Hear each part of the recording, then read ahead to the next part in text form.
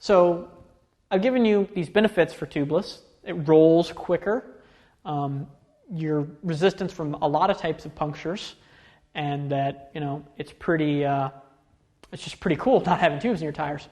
And some disadvantages, like you can still puncture, it can be heavier, and you can have other issues.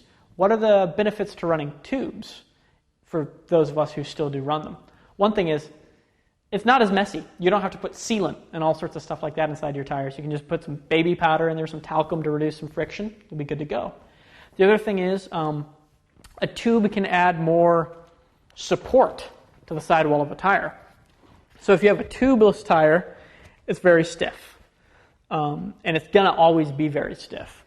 With a tube-type tire, you can add more air pressure to make the tire a little bit less compliant. You can put in a thicker tube, a tube with a thicker wall, to also affect that.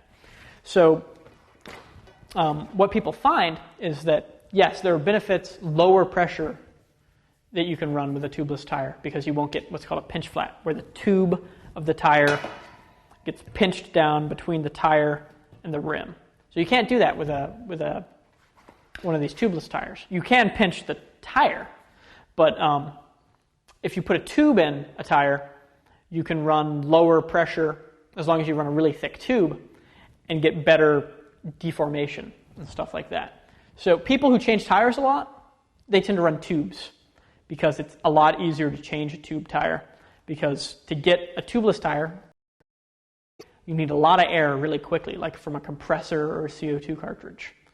So, it really depends. Somebody like me who has a huge stack of tires for all sorts of different conditions and likes to change them, I run tubes.